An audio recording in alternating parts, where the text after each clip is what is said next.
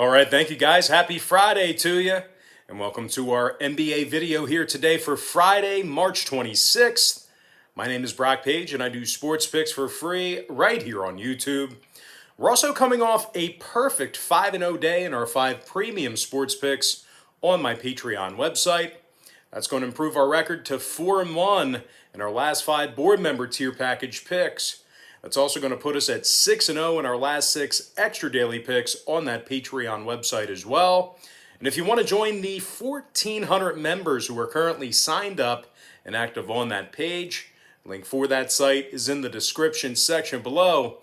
That's patreon.com/BrockPage. Now guys, we got ourselves a pretty substantive slate of NBA action here today. So let's go ahead and dive into it. We're going to start with the Nets taking on the Pistons. 7 o'clock Eastern start time. The Brooklyn Nets are the 5-point favorite, totals 223.5. And if you like the Pistons in an upset on their home court, they're plus $1.90 on the money line. Now, Detroit's almost 20 games below 500 right now. Just 3-7 straight up in their last 10 outings. 7-12 straight up on their home court. Smith, Diallo, and Magruder are all still questionable for the Pistons.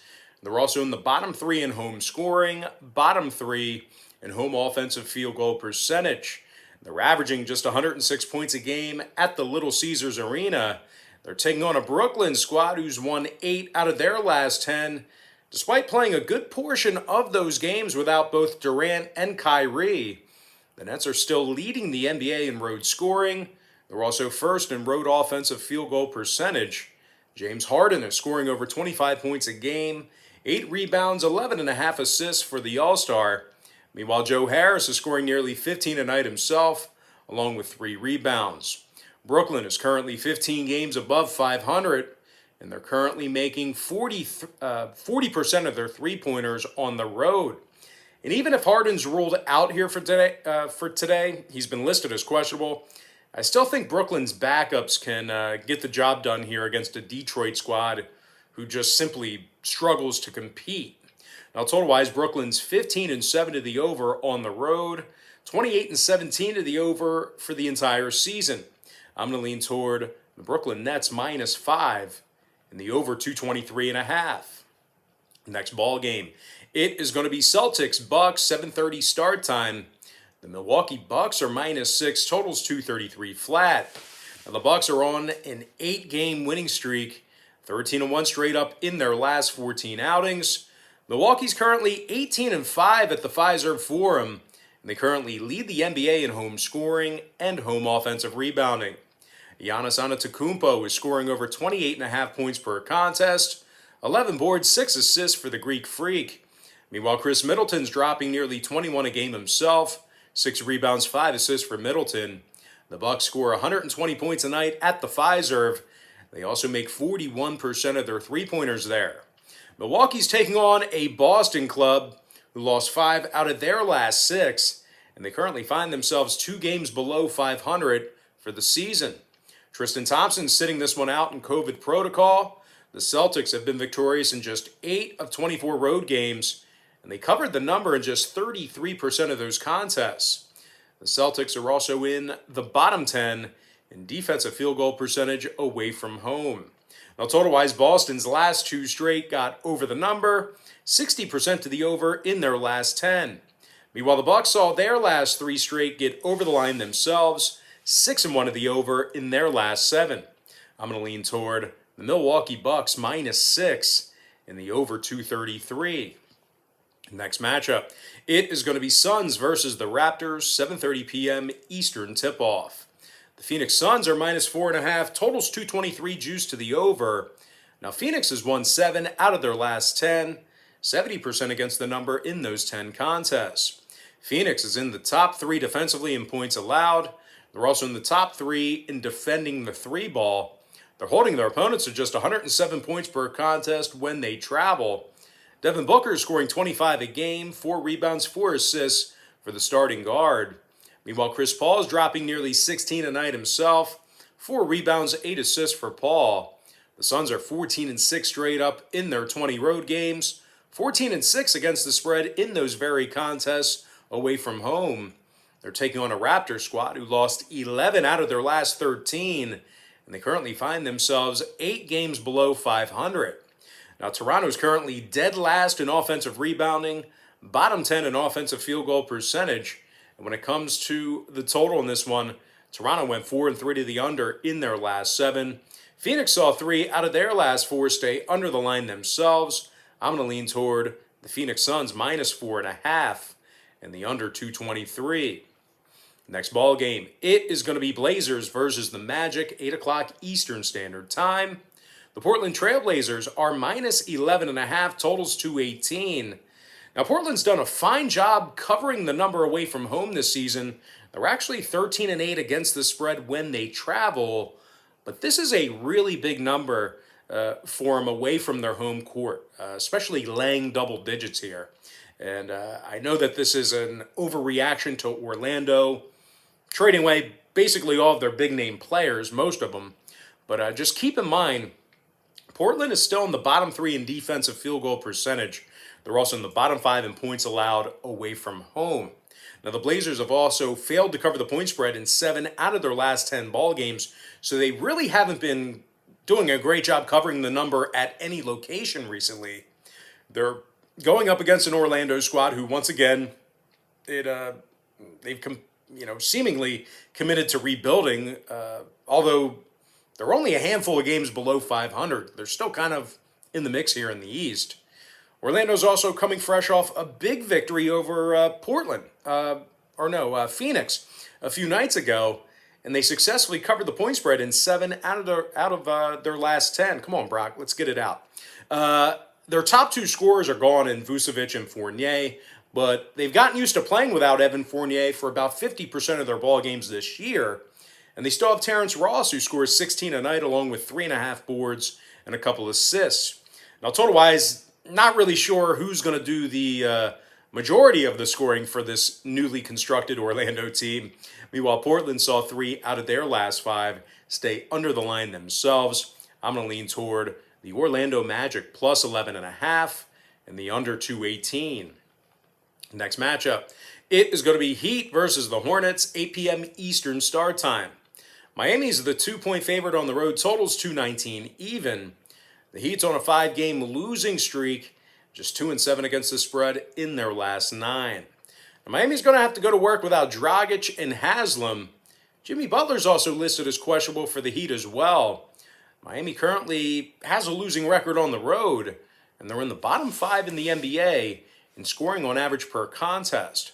Miami's dropping just 105 points a game when they travel, and they're making only 31% of their three-pointers away from home as well. Now, excuse me. Now, Miami is taking on a Hornets squad who won their last 2 straight. They also went 6-3 straight up in their last 9. Charlotte's in the top 5 in shooting the 3-ball, top 10 in home points allowed. Terry Rozier scoring 20 points a game, 3 rebounds, 3 assists. Meanwhile, Gordon Hayward's dropping 20 a night himself, 5 rebounds, 4 assists for the starting forward. The Hornets have a .600 win percentage at the Spectrum Center, and they also cover 60% of their ball games there. They're allowing just 109 points per contest on their home court, and they hold their opponents to just 33% shooting from beyond the arc in that same category. Now, when it comes to the number in this one, Charlotte's last 4 straight all fell under the line, 7-1 to the under in their last 8. Meanwhile, Miami went 60% to the under in their last 10 themselves, 12-9 to the under when they travel. I'm going to lean toward the underdog Charlotte Hornets +2 and the under 219. Next ball game should be a good one. The Toilet Bowl. I'm talking about the Rockets versus the T-Wolves, 8 o'clock East. The Minnesota Timberwolves are -3.5, totals 228. And if you like the Rockets in an upset away from home here, they're plus $1.40 for some money line cash. Really tough to make the case for either one of these teams, but I'll tell you this much, as bad as the Rockets are, believe it or not, guys, they rank in the top 10 defensively in fourth quarter points allowed, probably because everybody's sitting their starters at that point. But they also rank in the top 10 in the NBA in first quarter scoring on the road, so keep that in mind Christian Wood's averaging over 21 points a game along with 9 rebounds. Meanwhile, John Wall scoring 21 points a night himself along with 3 boards and 6 assists. Now they're taking on a Minnesota squad who's a staggering 24 games below 500, and they win just 23% of their home games. Now the T-Wolves are currently on a 3-game losing streak, and they rank dead last in shooting the 3-ball at home. These guys are averaging just 106 points a game at the Target Center.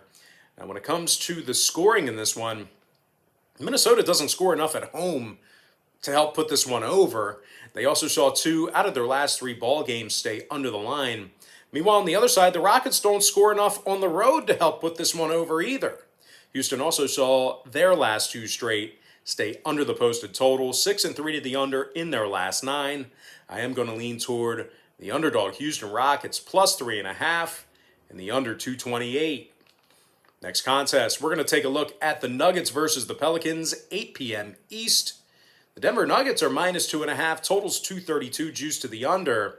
Now the Nuggets have won 7 out of their last 10 ball games, 14-9 straight up as the official road team. Denver's in the top 10 in scoring, top 3 in offensive field goal percentage on the road. Nikola Jokic is scoring 27 points a game, 11 rebounds, 8.5 assists for the Joker. Meanwhile, Jamal Murray scoring 21 a game himself, along with 4 rebounds and 4 assists. Denver scoring 116 points a game. Now they're taking on a Pelicans team who lost 5 out of their last 9, and they currently find themselves 5 games below 500. New Orleans is in the bottom 3 in defending the 3-ball, and they allow nearly 116 points per contest. They're also letting their opponents make nearly 40% of their 3-pointers. Lonzo Ball is questionable with a hip injury, and when it comes to the number in this one, New Orleans is 60% to the over in their last 10, 19-4 to the over at the Smoothie King Center. Meanwhile, the Nuggets saw 4 out of their last 6 get over the line themselves, 14-9 to the over when they travel. I'm going to lean toward the Denver Nuggets minus 2.5 and the over 232. Next contest, we're going to take a look at the Pacers versus the Mavericks, 8:30 p.m. Eastern tip-off. The Dallas Mavericks are the 4-point favorite at home, totals 228.5. But as good as they've been recently, the Mavericks really don't cover at home all too often. Now, out of their 20 games at the American Airlines Center this year, they've successfully covered the point spread in just 8 of them. Now, the Mavericks are also going to have to go to work here tonight without Willie Cauley-Stein and Tyrell Terry. Dallas is currently in the bottom 10 in home offensive rebounding. They're also in the bottom 10 in home defensive field goal percentage. Now, the Mavericks are taking on a Pacer team who actually does have a winning record on the road this season despite their struggles. And they've also been victorious in 3 out of their last 4 ball games. Now, the Pacers currently rank in the top 10 in road scoring, and they're also led by Malcolm Brogdon, who's scoring 21 points a game along with 4 rebounds and 6 assists. Meanwhile, the big man, Domantas Sabonis, he's scoring 20 points a night himself, 11 boards and 6 assists for the 6'11 forward. Now, total-wise, Indy's last 2 straight got over the line, 6-1 to the over in their last 7. The Pacers are they're officially 16-7 to the over when they travel as well this year. Meanwhile, the Mavericks on the other side saw 2 out of their last 3 get over the total themselves, 70% to the over in their last 10 meetings with Indy. I'm going to lean toward the underdog, Indiana Pacers, plus 4, and the over 228.5. Next contest, we're going to take a look at the Grizzlies versus the Jazz, 9 o'clock Eastern showdown. The Utah Jazz are minus 9.5, totals 228. But as dominant as Utah's been, they've actually haven't been all that stellar against the number lately. As a matter of fact, the Jazz failed to cover the point spread in 6 out of their last 9 contests, and they rank in the bottom 5 in the league in fourth quarter points allowed, which could potentially be problematic with regards to a backdoor cover with a number this large here. Now they're taking on a Memphis Grizzlies squad who is on a 3-game winning streak themselves, playing some pretty good basketball lately, and they've actually been really good against the number as of late. They're 7-3 against the spread in their last 10 ball games. They're actually 10-7 against the number when they travel as well. John Morant is scoring 19 points a game for the Grizzlies, 3 rebounds, 7.5 assists for the starting point guard. Meanwhile, Dillon Brooks is scoring 16 a game himself, along with 3 boards and a couple assists. Memphis is in the top 10 in road points allowed, top 5 in road defensive field goal percentage. And when it comes to the total in this one, 4 out of Memphis' last 6 did stay under the number. They're 23-18 to the under for the entire season. Meanwhile, Utah is 3-0 to the under in their last 3 themselves, 5-2 to the under in their last 7. I'm going to lean toward the underdog Memphis Grizzlies plus 9.5 and the under 228. Next ball game, it is going to be Hawks versus the Warriors, 10 p.m. Eastern start. The Atlanta Hawks are -7 on the road here, totals 220. Now the Atlanta Hawks have won 8 out of their last 10 ball games, 14-9 straight up this season when favored. Atlanta's in the top 10 defensively in points allowed. They're also in the top 5 in defensive three-point percentage. Trae Young scoring nearly 26 points per night, 4 rebounds, 9 assists for the starting point guard. Meanwhile, John Collins is dropping over 18 a night himself, along with 7 boards. Now they're taking on a Stephen Curry-less Golden State squad who lost their last 3 straight ball games. Now Golden State is currently just 3-8 straight up in their last 11, really struggling recently, and they actually successfully covered the number in just 27% of those ball games, just 27% against the number in their last 11. Now the Warriors are dead last in defensive rebounding, bottom 10 in the association in points allowed. When it comes to the total in this one, the Warriors saw 5 out of their last 6 contests stay under the line, 70% to the under in their last 10. Meanwhile, Atlanta's 3-1 to the under in their last 4 themselves, 5-2 to the under in their last 7. I'm going to lean toward the Atlanta Hawks -7 and the under 220. And with that, guys, we're going to dive into our next and final matchup for the show. It is going to be Cavaliers versus the Lakers, 10:30 Eastern tip-off. The Lakers are the 4-point favorite at home, numbers 209. But despite losing their last 4 straight, the Lakers have been competitive with the likes of Philadelphia and Atlanta during that stretch. Also keep in mind, the Lakers were playing without LeBron, AD, and Gasol during the majority of that span. Now, the Lakers are still in the top 3 in points allowed defensively. They're in the top 3 in defensive rebounding. Now, you're going to have to look, to some guys to step up here. I think Dennis Schroeder can do it. He's scoring over 15 points a game for Los Angeles. 3.5 rebounds and 4 assists for the point guard. Meanwhile, Montrezl Harrell's dropping nearly 15 a night himself, along with 6 rebounds. So look for those 2 guys to step up. I actually think this should be a game where LA's role players really can put things together and get these guys back in the win column. Now they're taking on a Cleveland squad who may have to go to work without their leading scorer, Colin Sexton. He's been battling a sore hammy. And as usual, Dellavedova, Prince, and Love, they're all questionable. Those guys are always on the injury report, never seem to play. Now, it may look like this is a promising spot for Cleveland backers, but just keep in mind, these guys have only won 6 of 21 on the road this season, and they successfully covered the point spread in just 28% of those road games. This is a team who simply cannot get the job done when traveling. The Cavs are dead last in scoring, dead last in shooting the 3 ball on the road. Now, Cleveland's averaging just 98 points per contest away from home. They're also making just 30% of their three-pointers in that same category.